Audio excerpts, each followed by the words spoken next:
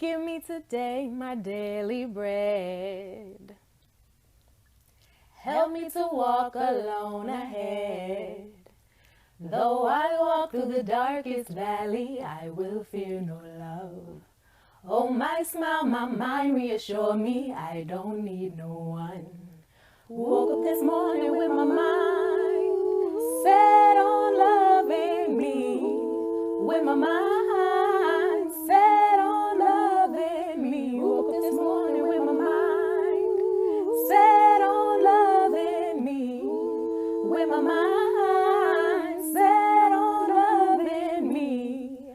I'm not lonely, I'm alone, and I'm holy by my own. I'm not lonely, I'm alone, and I'm holy by my own. Hey, the bad days may come, the lover may leave, the winter may not. Hey, the map of your palms, the temple you be, you're all that you got. Say amen. Hey, the bad days may come, the lover may leave, the winter may not. Say amen. Hey, the map of your palms, the temple you be, you're all that you got. Though I walk through the darkest valley, I will fear no love. Say amen. Oh, my smile, my mind reassure me I don't need no one. Woke up this morning with my mind set on loving me. With my mind set on loving me. Woke up this morning with my mind set on loving me. With my mind set on loving me. I'm not lonely, I'm alone, and I'm holy by my own. I'm not lonely, I'm alone, and I'm holy by my own. My cup is full of what I got is enough. Nobody completes me, don't mess with my stuff. My cup is full of what I got is enough. Nobody completes me, don't mess with my love. My cup is full of what I got is enough. Nobody completes me, don't mess with my stuff. My cup is full of what I got is enough. Nobody completes me, don't mess with my love. My cup is full of what I got is enough. Nobody completes me, don't mess with my stuff. My cup is full of what I got is enough. Nobody completes me, don't mess with my love. Surely, surely, surely, surely, goodness and mercy shall follow. So she was at a storytellers conference at Medgar Evers College, for those who don't know, because I know this is international. Akua is doing it international. That's in Brooklyn, New York, Medgar Evers College. And Toni K. Bambara said this. She said, I know we must reclaim those bones in the Atlantic Ocean. Do you know that there is not a plaque, a memorial, a day, a ritual, or an hour that is erected in memory to those 100 million bodies in the Atlantic Ocean? All those African bones in the briny deep. All those people who said no and jumped ship. All those people who tried to figure a way to steer, to navigate amongst the sharks. We don't call upon that power. We don't call upon those spirits. We don't celebrate those ancestors. We don't have a marker, an expression, a song that we use to acknowledge them. We have nothing to indicate that those are our people. And they mattered. We willingly self-administer knockout drops.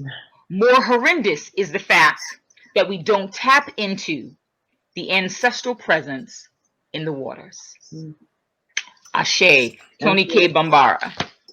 So she said those words at a storytellers conference in 1987. In 1989, Dr. Mary Umolo and Brother Tony Akeem of the People of the Sun Collective got together, and they had their first tribute to the ancestors at Coney Island. And from that tribute, I believe, Deborah, I think Charleston was next. Am I correct? That Charleston was the next. That's correct. To form a remembrance ceremony. And really the name Remembrance, I gotta give credit where credit is due now. There are many names that we call these tributes to the ancestors. We call, in Swahili, it's maafa. It's a terrible occurrence. We call them tributes to the ancestors, right? Ancestral Day. We have a lot of different names. But Remembrance was a name that Deborah pushed for and actually called her ceremony in South Carolina Remembrance. And, we have to, again, another mother of a movement, right? And so I came down to South Carolina when Deborah moved there, watched her do the ceremony, was so moved. And I had been to Coney Island. Then I came to South Carolina, saw her do the ceremony, was so moved. I decided I wanted to do one in Hampton because of the history of Hampton, Virginia being the bookends of the African American experience as it relates to enslavement, because we know that Africans existed in the Americas prior to enslavement. Ivan Van Sertima told us that, right? They came before Columbus. We came before Columbus. But I wanted to do one in Hampton, Virginia. And Deborah said, I'll come. Deborah came down from South Carolina, came up to Virginia, and she helped me orchestrate the remembrance ceremony and gave me all the pointers of what to do and how to do. And so, it has grown tremendously. This movement that started from, her mouth, right? She gave voice to a call. I say she put out a call out there into the community.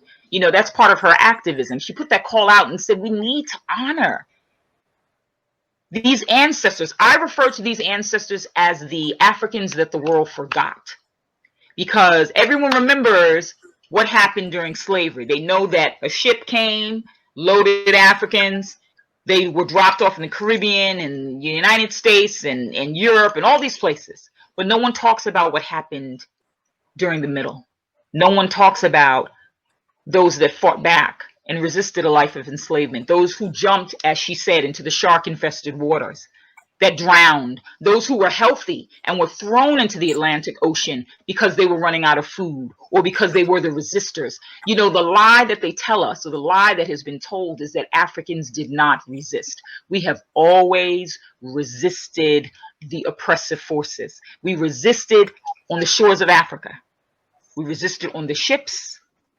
We resisted coming off of the ships, and we're still resisting, looking at what is happening with these current situations of Black people dying at the hands of racial terror, is what I call it.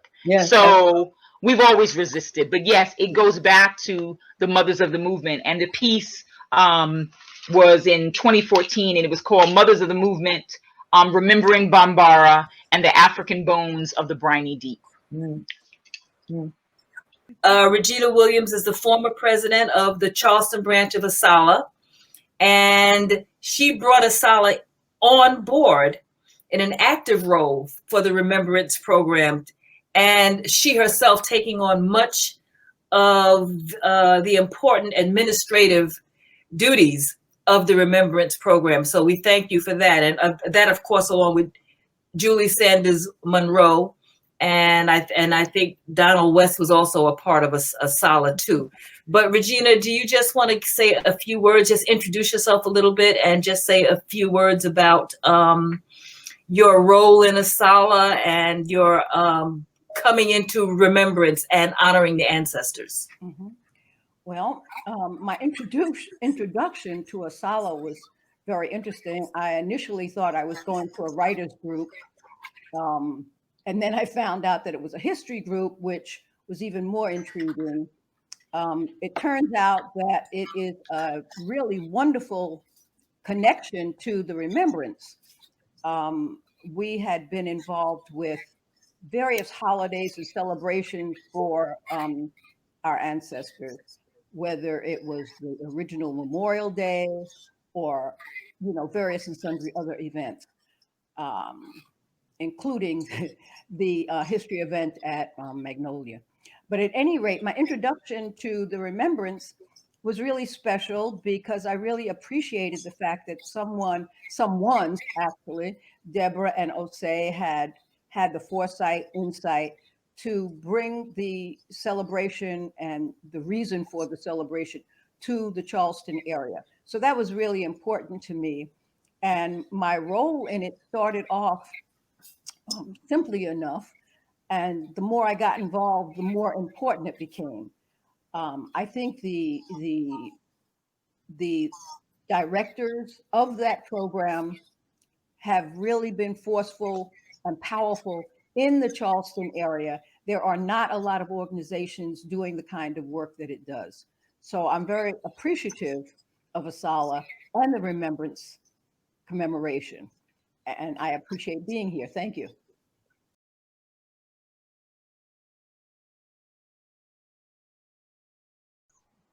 I am Osei Chandler, a founding member of the Charleston Remembrance Program. In retrospect, remembering the African ancestors who perished in the Middle Passage is one of the best things that I have ever done. The very first Remembrance Program infused in me a palpable connection to those ancestors when we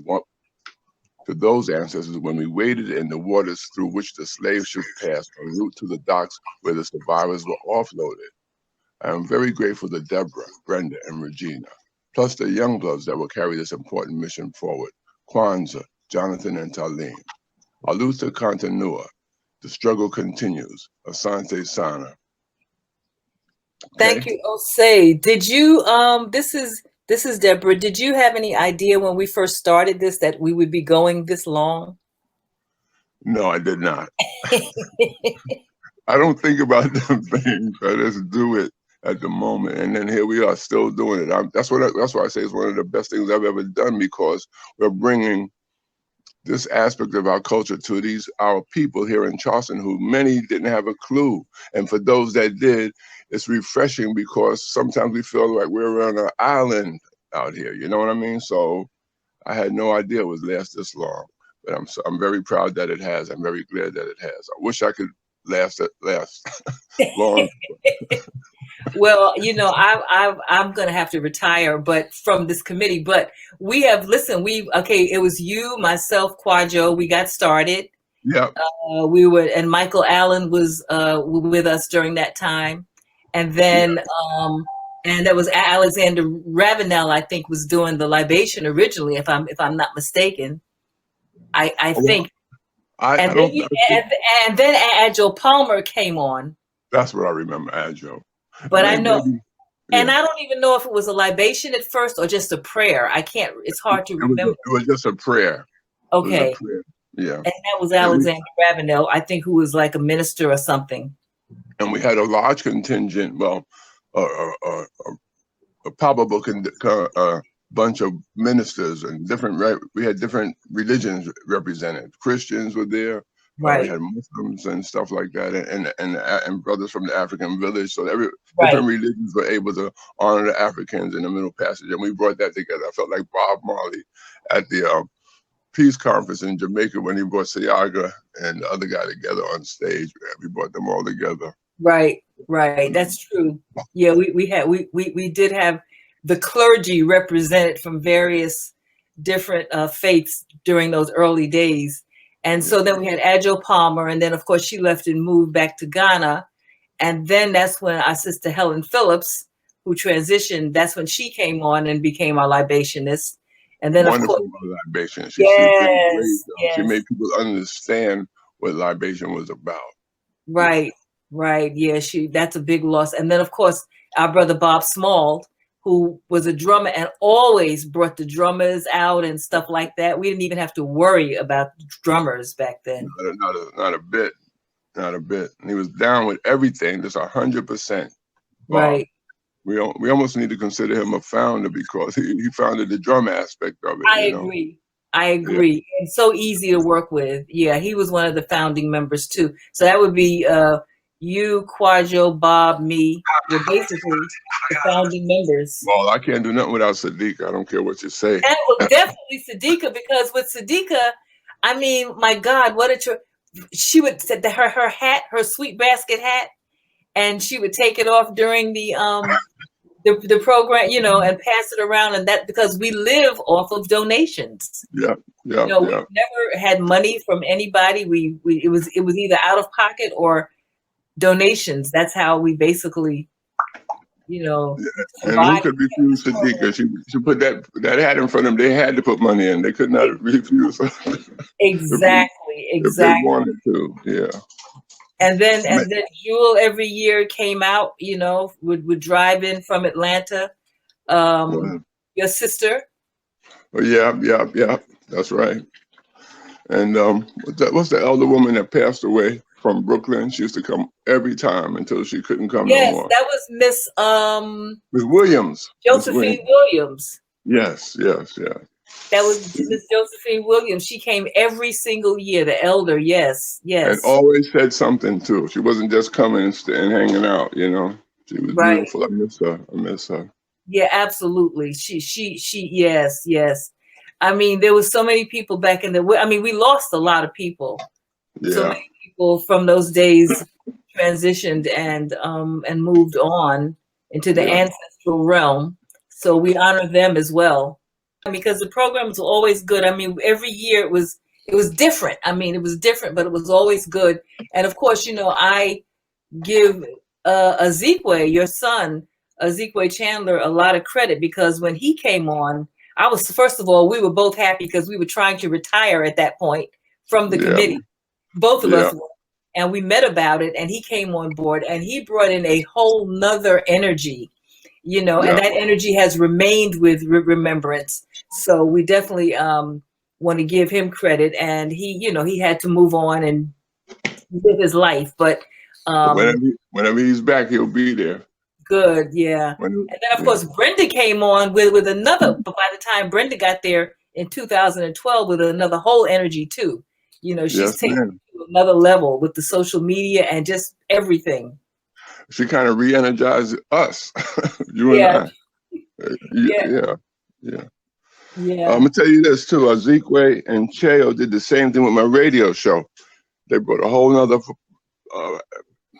basis for it, you know, a whole nother energy to it. When I was sick, I had a couple of operations, a brain tumor operation and a heart surgery, and they would step in at 14 and 16, and then again at 17 and 18, you know.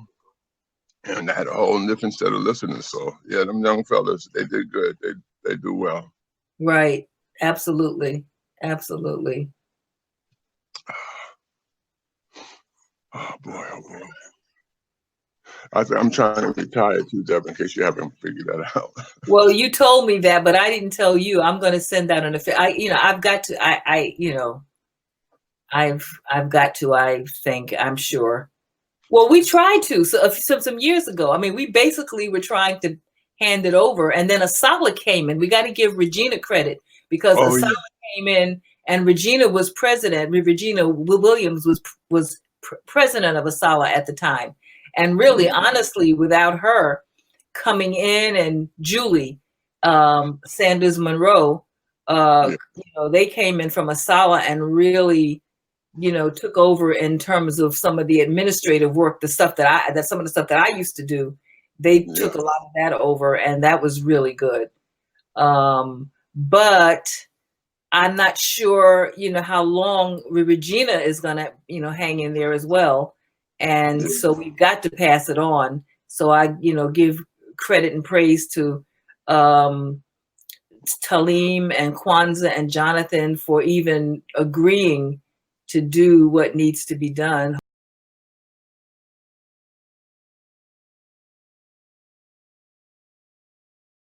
And he's been here from the beginning as well. And he's going to give us a welcome from the National Park Service.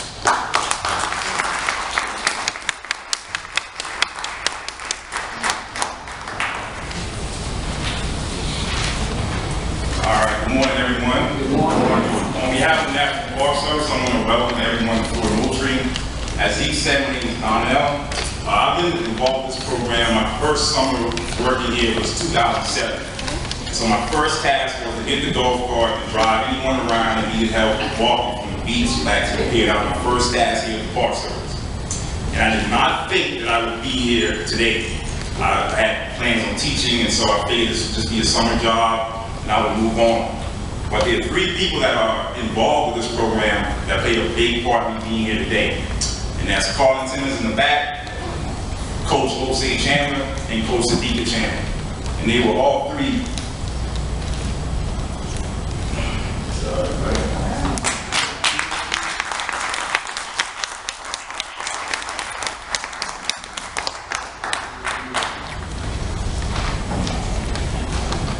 And Coach Sadiqa spoke at my graduation. And she played a big part in being here today.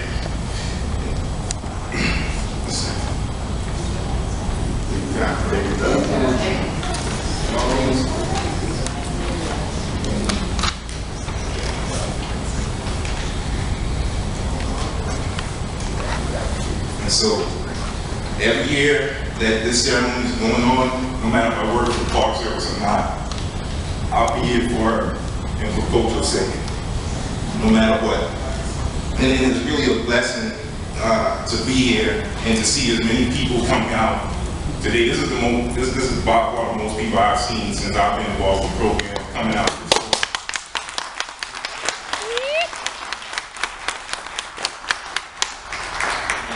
The Park Service, one of the goals of the Park Service is to stay involved with the community and to do community projects such as the Remembrance ceremony. And without the involvement of the community, the Park Service, it would not be here today.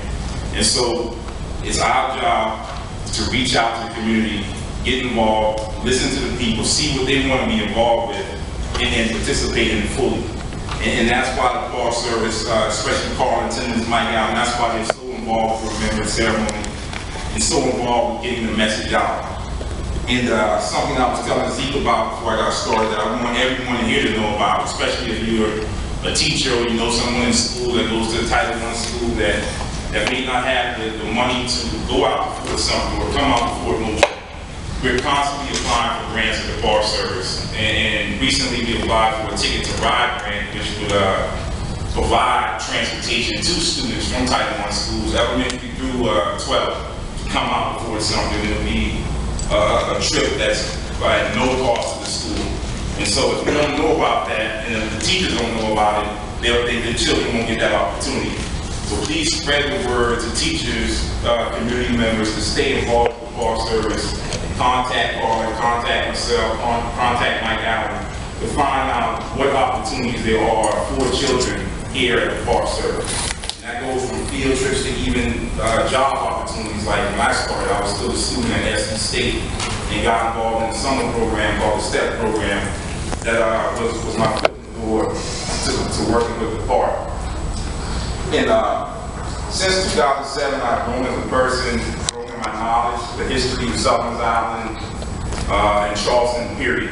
And I want to share something I learned involving one of the places we played soccer at. When I started playing soccer, Coach Osei, we had what was called a Romney Field. It's the area where you were like me, you had a free public education here in South Carolina. You could look to men like Robert Smalls, who played an integral part in free public education in this state. And that policy was eventually adopted throughout the country.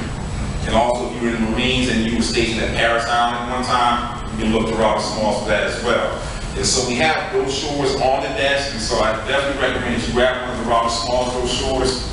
And we also have information about 54th Massachusetts, which is a regiment that we'll be commemorating next month in July. And we also have the African Pastors brochures. And so there's a lot of information here that we have for the public, and we have enough on hand. So if there's anything that you want to learn about further after today, just find myself, find Carl, and any of the other Marines, and we'll be glad to share that information with you. All right? So thank you for your time, and ready to move on? All right.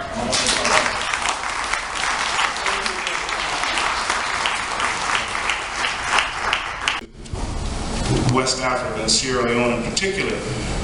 But West Africa did not provide the bulk of the people who came to the New World, particularly the people who came to the United States. West Central Africa, this area here, which are the countries of the Congo, the Democratic Republic of the Congo, and Angola, accounts for about 40% of all the people who came to the Western Hemisphere. Now, the question is, how many people came? Probably one of the most reliable sources of counting people who came is the Transatlantic Slave Trade Database, which you can find at that web address, and I invite you to, I encourage you to visit it because it is very, very informative. They have the Charleston Remembrance Program. Before I get too far into it, I want to go ahead and cover a bit of the history and welcome our speaker. But I want to invite Brother D. Daniel Singleton, who's with the National Park Service here, and has been working with us from the very beginning to say a few words, welcome us to Fort Moultrie, and maybe speak on the significance of Fort Moultrie for a moment.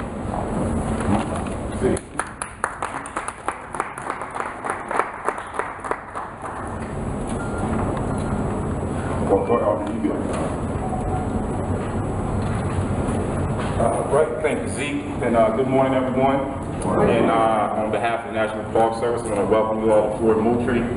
As he said, my name is Donnell. I've been here, I think it's a little over 6 years now. And the very first program that I participated in was the Remembrance ceremony, before I even had a uniform. So this is a special program to me. And before I go on, I want to say a special thank you to, I'm going to embarrass you for a second, to Coach Osei Chandler. He was one of my soccer coaches and one of the only African-American male mentors I had in my life. So he's a special man to me, and can we give him a round of applause?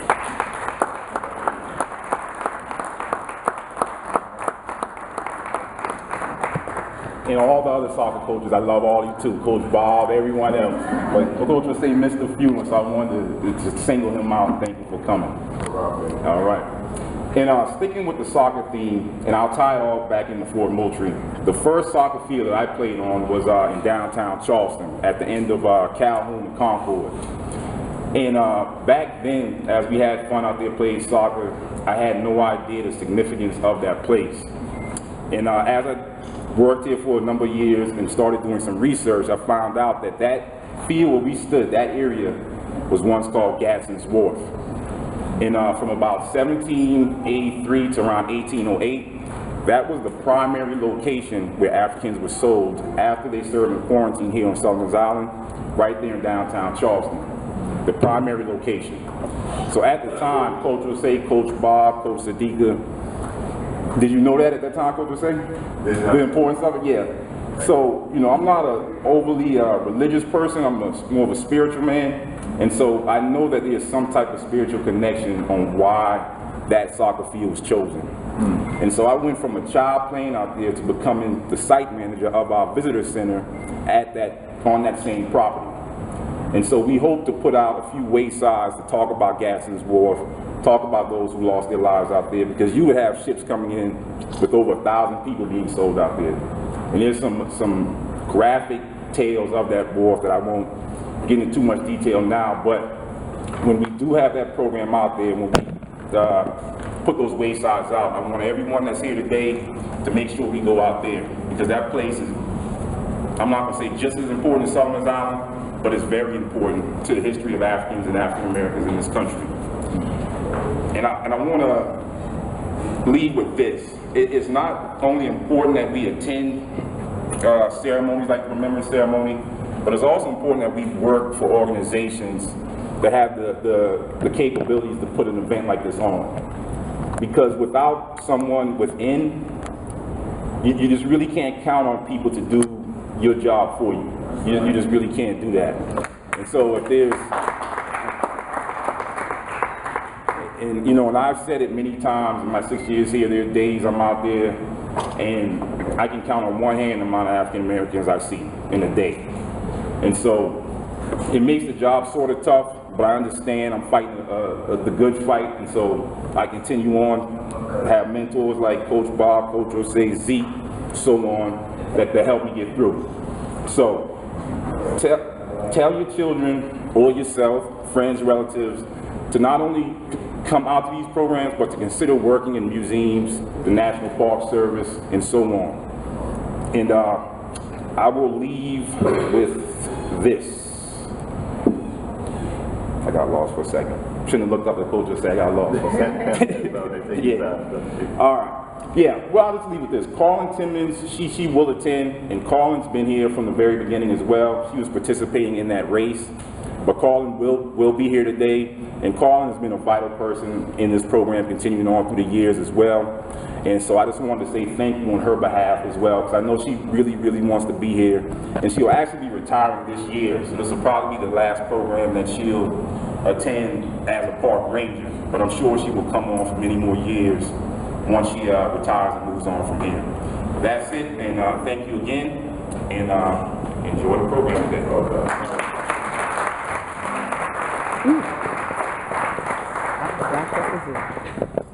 So, Donnell just reminded me to thank some folks. He's been involved with African American history and culture for a very long time. Just to give you a little brief background on him, he served in the Marine Corps and in the Army, and acted on stage in both Baltimore and New York City. So he's a thespian and an educator. He prepared black people to vote in the Deep South, taught English in Tanzania and in New York City, organized the New York City's Teachers Union, volunteered with the Organization for African American Unity, that's Malcolm X's organization, and retired as assistant principal of the Schaumburg International School, Elementary School in New York. He was a co-instructor with the bioethics for the second year of medical students at Medical University of South Carolina. So he retired a while ago, but he's been active all of these years in terms of not only educating himself, but also educating those around him and working on a number of different projects.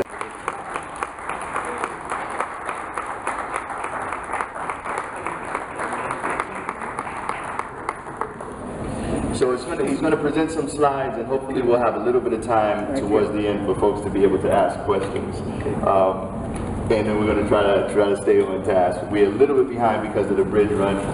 With the introduction. My pleasure. Having said all of that, I just learned the word that's right up in front of us. Immaculate.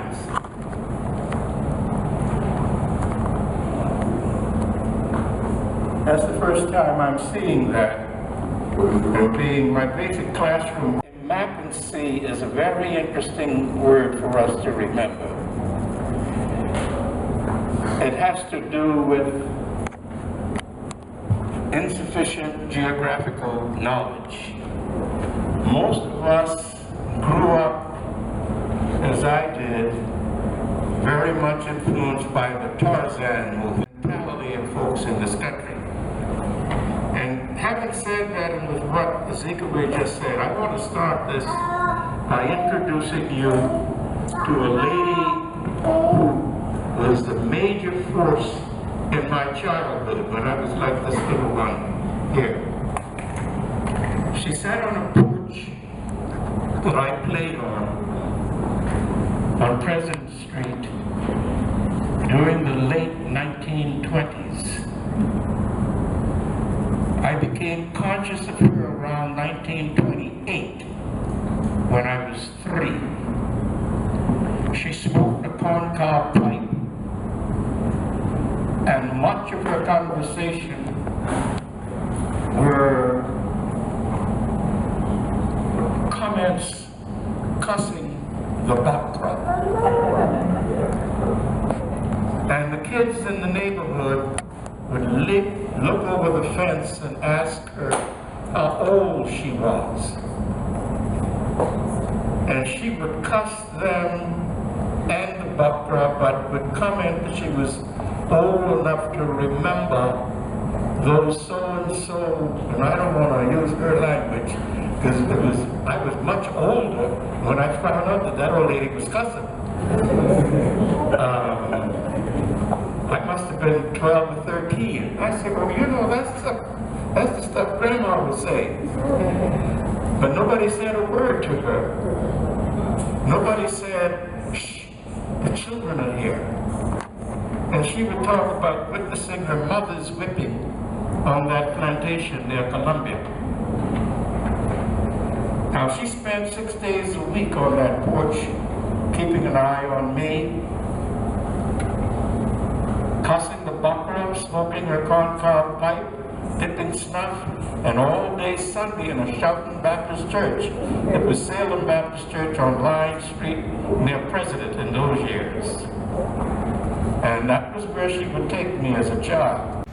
A minister said to me, he would only consider participating in the ceremony for ancestors if it was connected to the present day.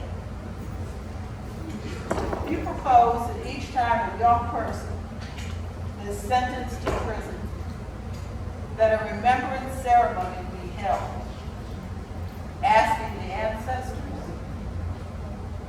to intercede to protect that young person during imprisonment, asking that the family be sustained and maintain a bond with that child, an active bond, and that when released and they return home, that there are alternatives available to acknowledge their value. That's an awful lot, but that's where we are today with many of our young people. We do not really see them as the culmination of our hopes and dreams. Unfortunately, this is an after-the-fact response, but we really must put down, as Booker T. Washington says, we put down our buckets where we are. If 40% of our boys and men are in prison at some point, and they lose not only their human rights, but their civil rights, then it is a continuing process that started, I contend, with the Middle Passage. This is a ship where human beings were defined as commodities. It is an endemic system of social control. And according to Michelle Alexander in the New Jim Crow, it has morphed effectively in this country over centuries. Slavery, segregation, poor education, mass incarceration.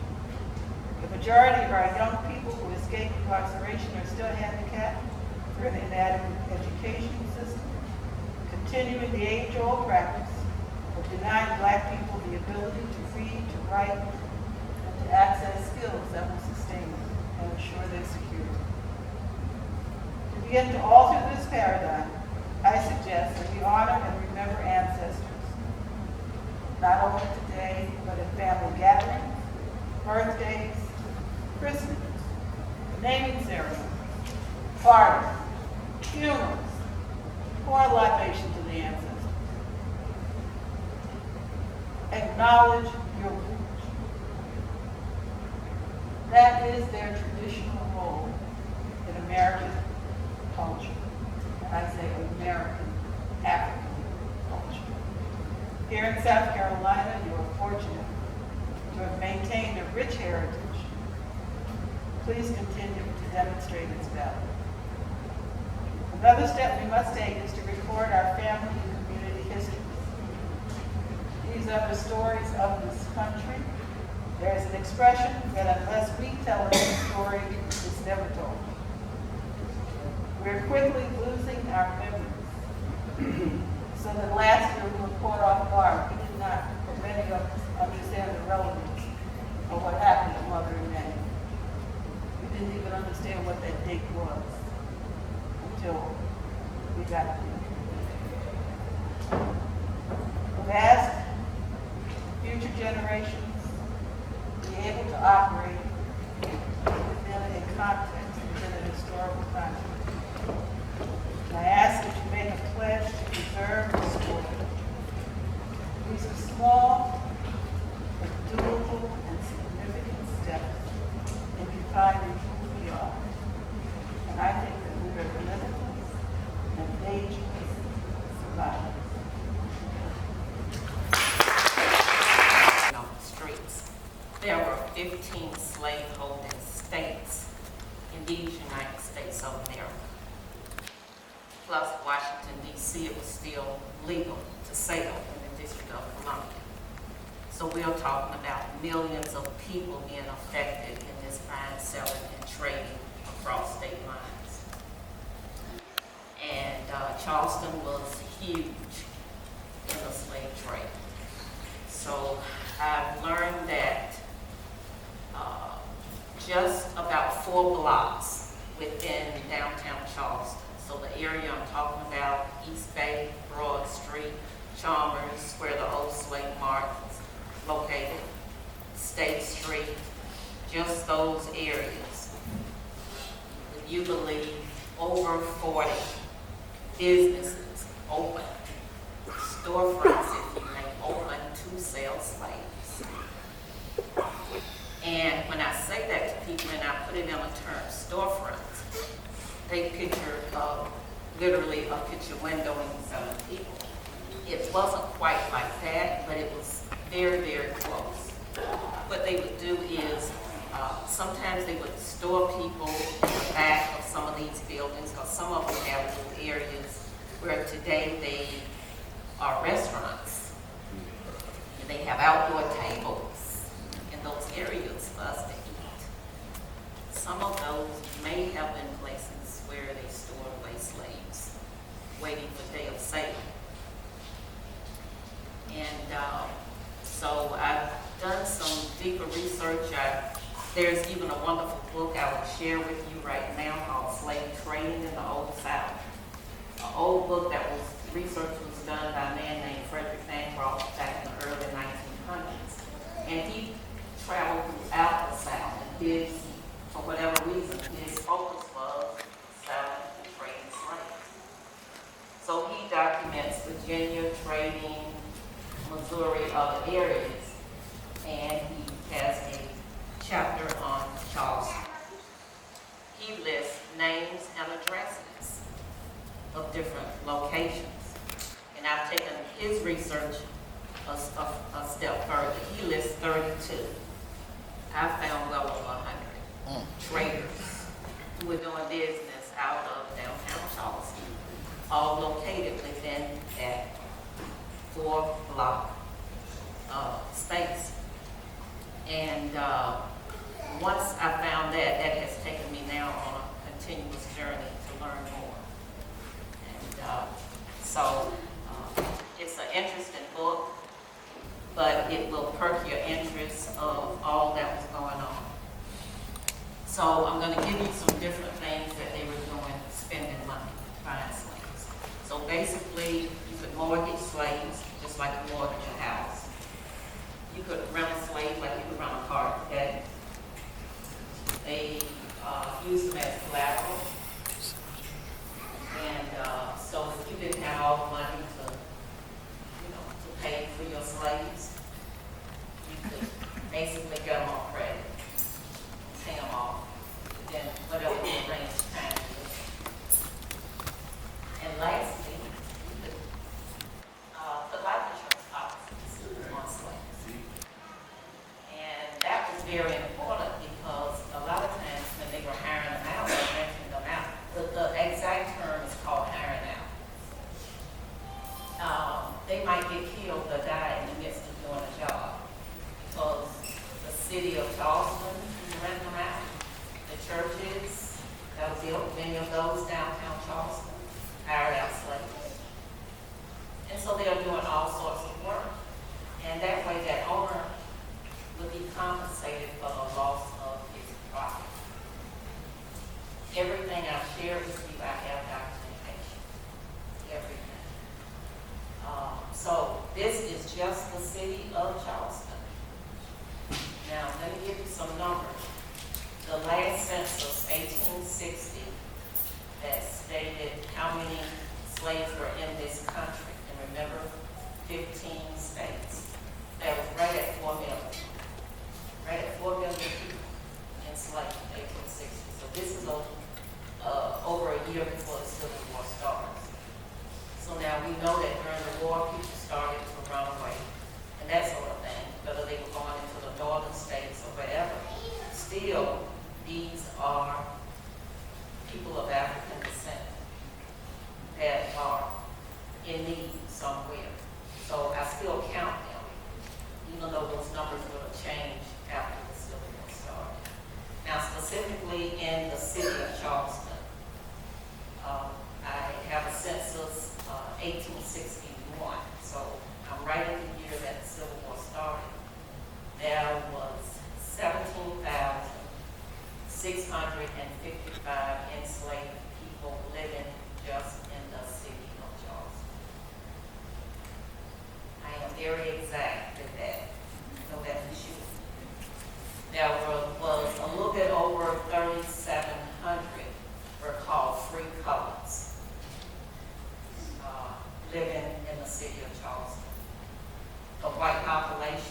was over 26,000.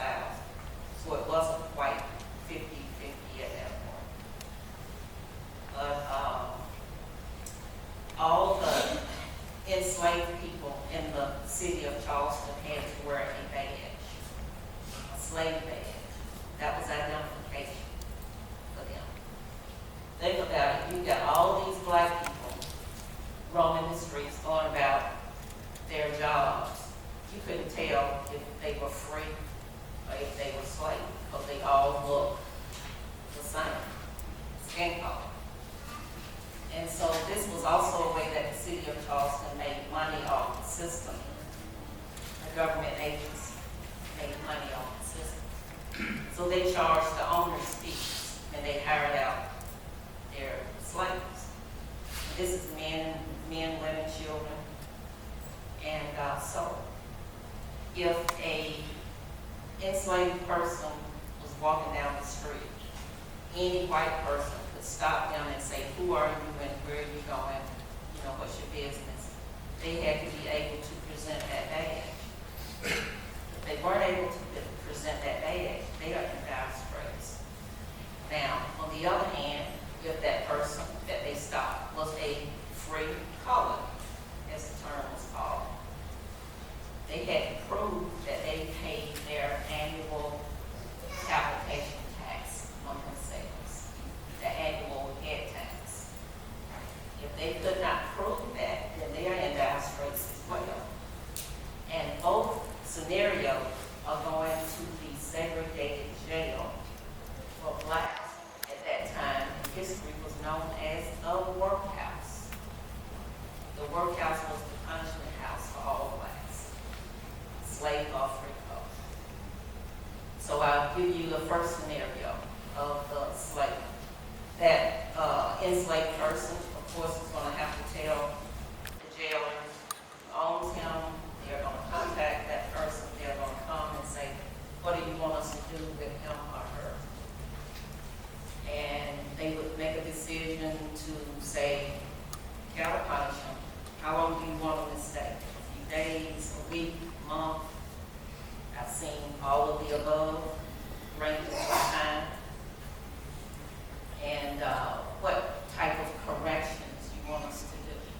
So those corrections could be, and it's almost a receipt to check off. Run the treadmill. The treadmill is also a punishment to get on this thing and walk on it for as long as you were told. But it's also doing another job. It's either breaking small rocks that were used on the streets of Charleston, or it's grinding corn, for meal. So that's one of the things that may have been chosen for the person. The other is, do you want us to give them lashes, beatings on the back? Male, female, male and female. And they may decide, yes, how many? You won't have 3 a day, but 3 every day that they're here, 5 a day, down to, at the end of that punishment, adding doses of salt to the wound. And this is in writing, in black and white. Repeat that. Though adding doses of salt to the wound.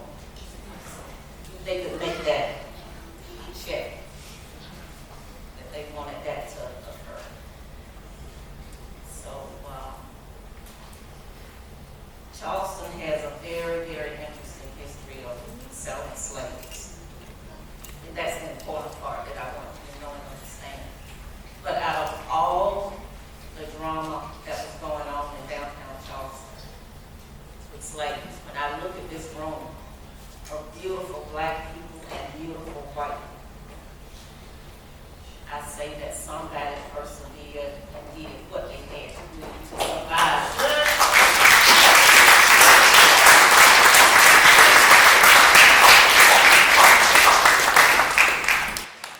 So the specific place of, I'll just say something briefly about the old slave market. When the city of Charleston passed this law to take it off the streets, and that's when we say at least 4 40, we know it was more, but at least 40 sites open to buy and sell slaves. The old slave mart was one of those sites.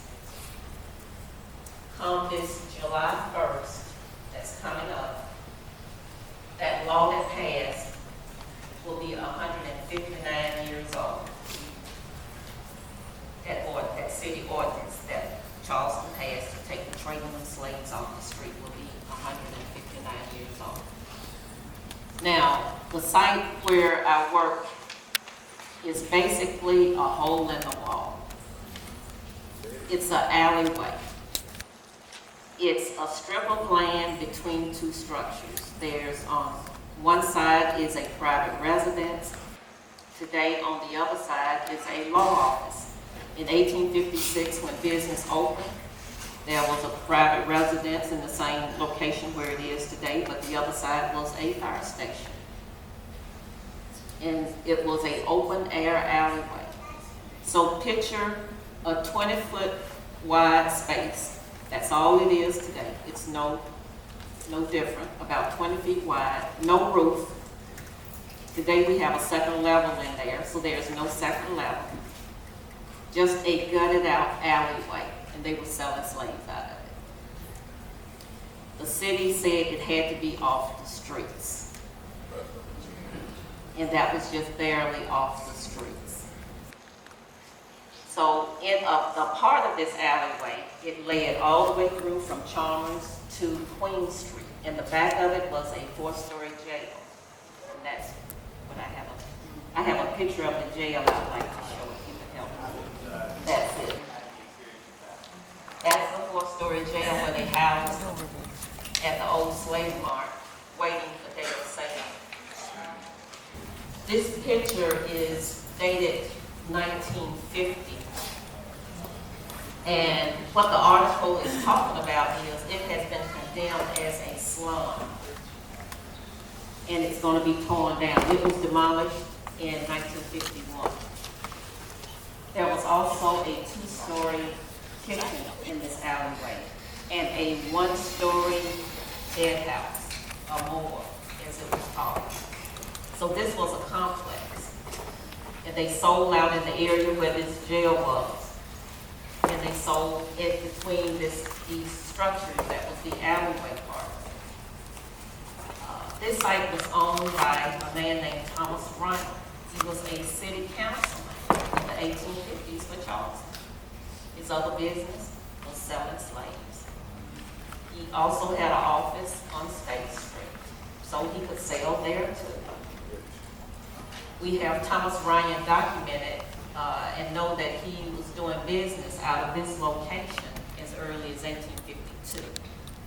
And what I found, even though the city passed this law to take it off the streets and these storefronts open to sell slaves, there were already offices before 1856 downtown Charleston doing business. Something else while you all are looking at this building, I want to let you know that after slavery was abolished in 1865, that many African Americans ended up living in that same jail with many others, or maybe some of them had once been sold.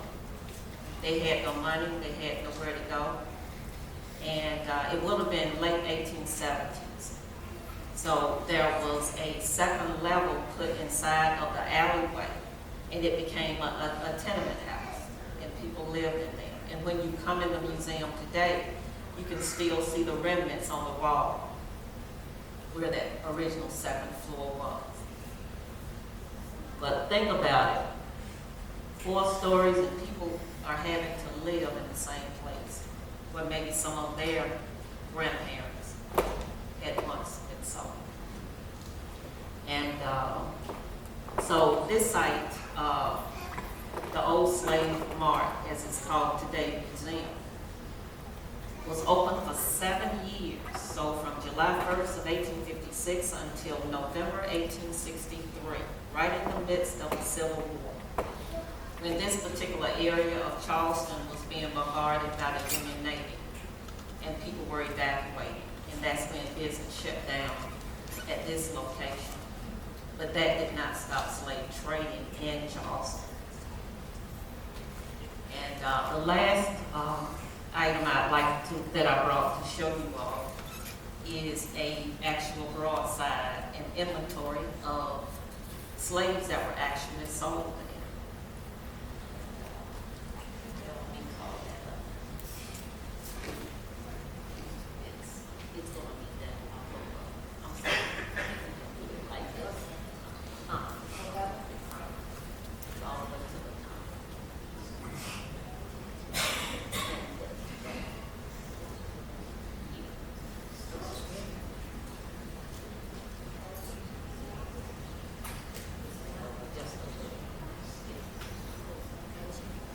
Yeah.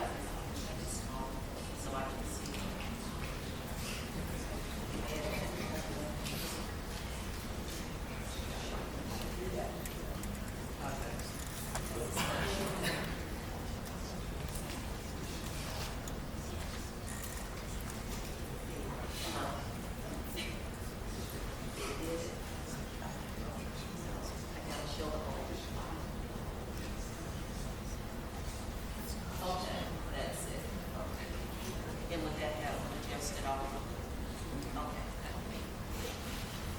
All right. Now we have it in size where you'll be able to see the whole broadside. So this is a copy of what was called a broadside. As I mentioned, we might call it a flyer. So it has 235 Negro slaves, prime gang. They belong to the estate of the late General James Gadsden. The Mark Charles Street, Schindler Brothers were slave traders, just like Thomas Ryan, who owned the site. And you see they were brought in on the Monday, the 9th of January, 1860. The small print, you may be able to read it. I'll summarize.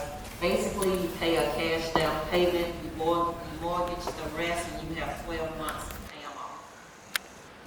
That basically summarizes what the small print says, or the terms.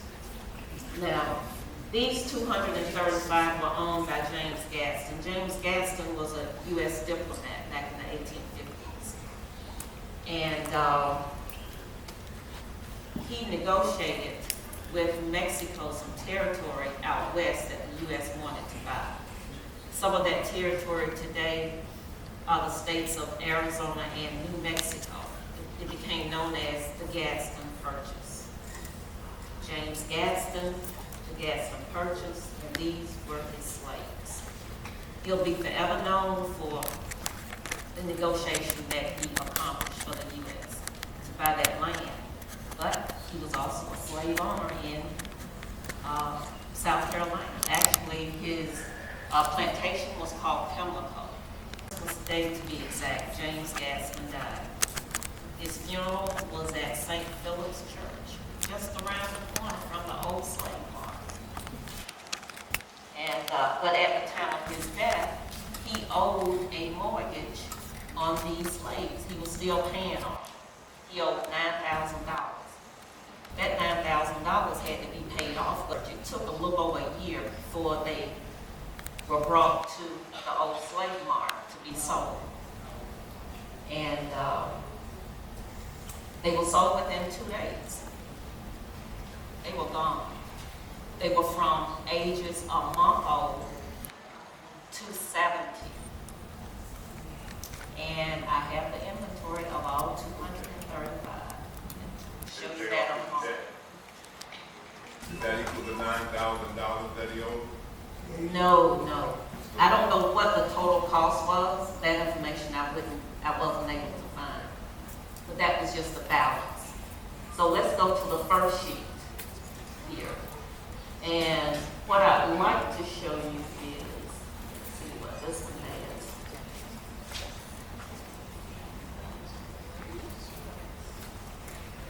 No, leave it at the size it was. Yeah, just leave it close. I'm going to show them the whole document. Can you pull it up a little bit? I need help. Can you pull it up so I can get it off the way?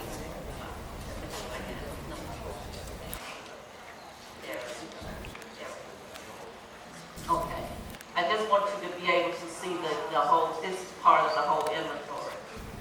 they have a number. They are numbered 1 through 235. This one has, as you can see, it's down to 119.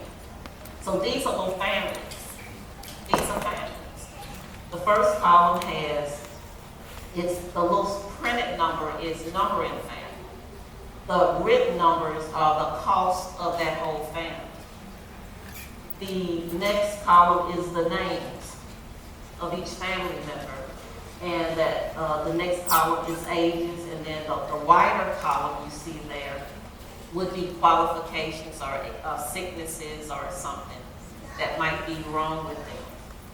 And let's see, I'm looking for on this one, the most expensive out of the 235. The one that cost the most money out of all of them was a 14-year-old boy. And his name was Ned. He is number 83.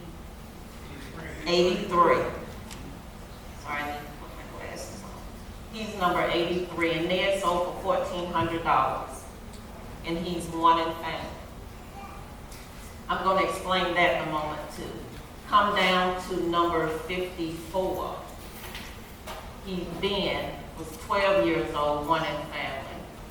He sold for $940. Number 55, Isaac, so he was 14, sold for $1,005. And the reason I picked, and there are some others that are one in family. Luck up there is number 15. He sold for $1,300. And $50, he was 17 years old. He's number 15. The reason I picked the one in family is because they had no mother, father, sister, brother, uncle, aunt, cousins, nobody else blood related to them left on that plantation. They were one in family. Prime, or teenagers to age 25, male, female. And you've got babies on here. You've got 8 months old, 8 months, or 5 months. You've got little ones, 4 years old, 9 years old. You've got various ages. And let's go to the next one. Oh, I'm so sorry. Okay. All right. I'll just show just this last one. The older ones, number 150, I'm so sorry, 127, Cupid, one in family, sold for $12. And Ned, number 147, so he was 70 years old and he sold for $12 as well. These were split and sold to 30 new owners. And many of those owners were also traders that were just going to resell them somewhere else. The old slave market was wholesale. It was wholesale. And they were taking them to other markets to sell them retail. All right. There is so much more that I could share about it, but I just want to say thank you all so much for allowing me to come and share and give you just some insight into Charleston's history of trading slaves, and in a way it's what happened on the other side when they left Africa. And these are their descendants, just like we are. Thank you. Good morning, everyone. Hear me? Great. First, I'd like to thank the members of the Charleston Remembrance Committee for affording me this opportunity, and also the Charleston branch of Solid for also affording me this opportunity, and to make it in a very short, brief, clear way, just to say good morning to everyone that's here. I'm not talking about Gullah Geechee today, not talking about what may have done here at Fort Moultrie, but I want to take us in a whole different direction. I want to thank Ramona for laying a pathway for what I want to talk about here today, and also Donald for building a picture of you of African presence, arrival, and sustainability. But I want to talk about our experience in America and how we overcame and the challenges that we face and the legacy that allows us to sit into this room here today. I can hold something in my hand today that I couldn't held in my hand when I first walked in this building 37 years ago. And I can hold in my hand today an official National Park Service brochure that says Reconstruction Era National Monument. Yes.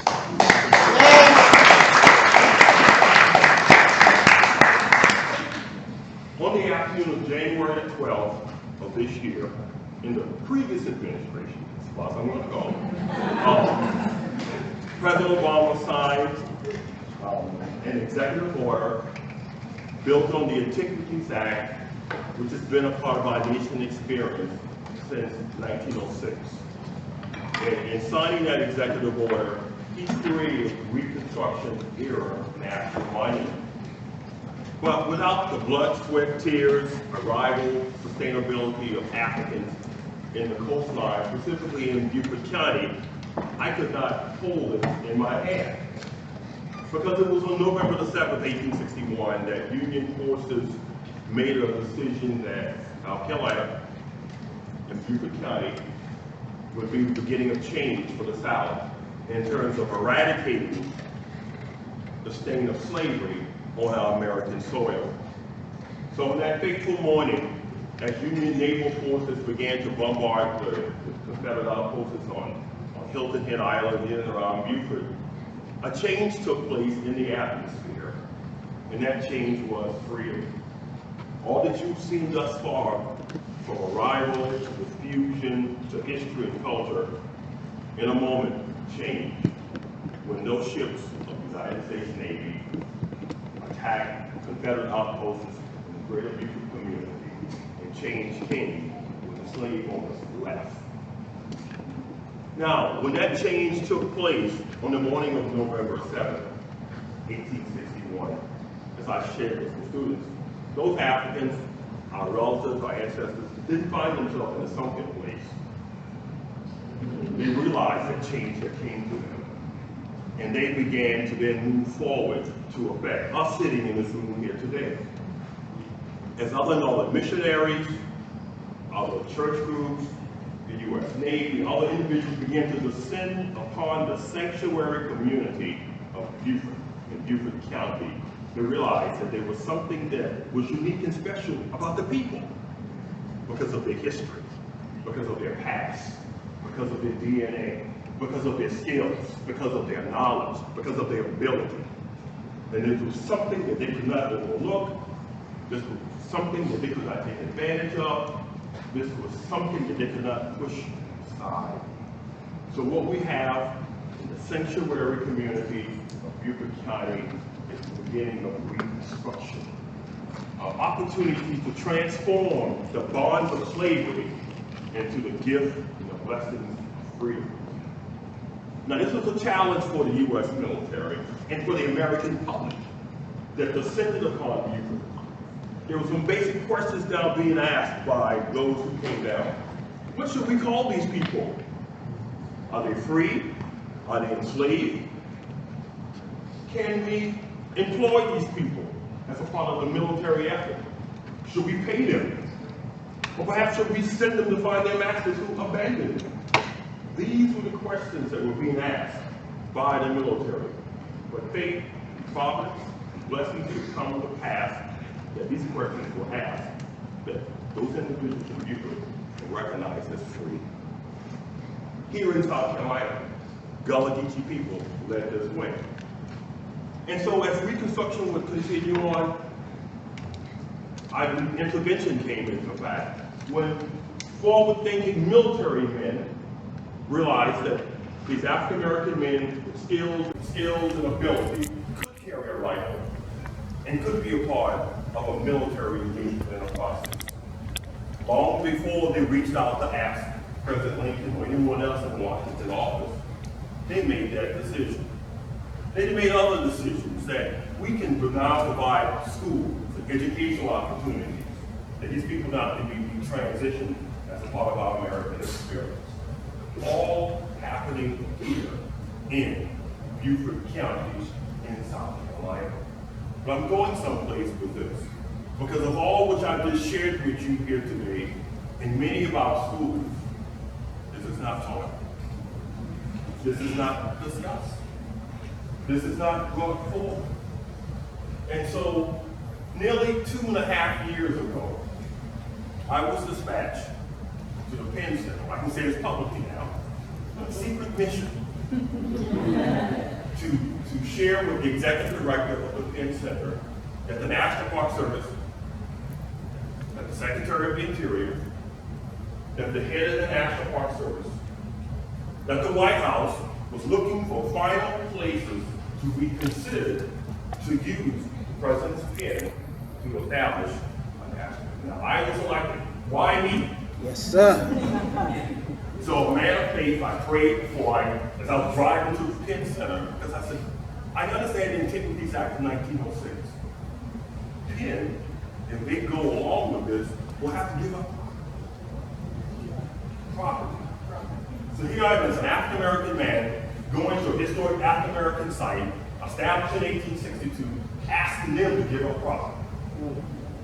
So I sat down in the executive director's office and I told him why I was here, why I was sent, what I think could come out of it, and then I handed him the Antiquities Act. I said, you read it for yourself. And I said, the reality is that now is the time, this is the season, that we need to address this. And I said, what I'm asking you is too hard. I respect you, I understand, I can leave. And he said, no, because we know that we are all called at different times to make challenging decisions. This is in November. And so we kept talking back and forth through December, through January of last year, February of last year, March, April, May, and in June, almost a year ago, I was invited to the board. And I went and sat with the board, and I talked about the challenges, talking about African history in our nation. But what came out of Beaufort County that affected us today in 2016, 2017. And I said, this is just an opportunity. And I left. And as I was driving back, I got a text saying that the board voted unanimous, except for one individual, to move forward with this. Started to put a list back. On the campus of Penn Center, the Brick Baptist Church, built in 1835 by enslaved individuals. It's a church for white folks. Well, after freedom came, that church now became a part of an African American congregation. And so a number of us said, well, let's interact with them as an opportunity to bring this picture together. And so I reached out to the pastor, shared with him, and you all know how churches go. So he said, well, let me talk to the folks in the church. I respect that. Once you get in trouble, they put out. So he said, no, we'll talk to it. And then in November of last year, he said, Mike, can you come to a church meeting? Church meeting. So I drove, prayed down to Beaufort again, and sat at a church meeting, and I just laid out the history, the importance, and the relevancy of taking the step, and left. And so I got a call from him on Sunday, when he still had his job, and said that the church said, let's do it. Okay? The mayor of Beaufort and his sealed will be a part of this. I'll just give you a building. You don't have to ask me not to give you a building. Okay? We can do that. We reached out to the U.S. Navy, of all places. There's a naval hospital complex in Beaufort today. And on that naval hospital complex is a place called Smith Plantation. And on January 1st, 1863, the first reading of the Emancipation Proclamation took place on Smith Plantation. That's here in the South, in Beaufort County, in our nation. So we reached out to the Navy. The Navy said yes.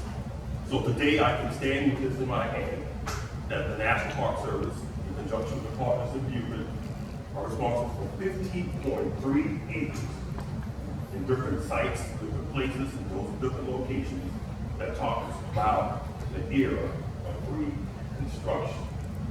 Now, in closing, when I stepped into this place here 37 years ago, That wasn't part of the lexicon of the National Park Service. When I stepped into this place 37 years ago, what you see outside this door, what you see standing inside Fort Moultrie, what you see at the bench, was not here. When I stepped in 37 years ago, what you see in the bookstore, what you see in the exhibitry, was not here. But I realized I was placed here for a specific reason. Yes, sir. I got here long before you all got here, 20 years ago. But in the 37 years that I've been associated with the National Park Service, it's all about service. It's about lifting up a story that was hidden in plain sight that we needed to. Amen.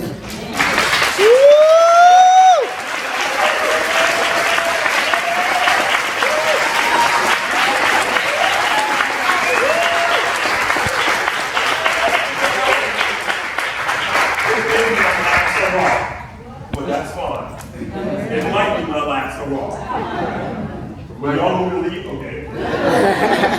Appreciate you one more time for making that.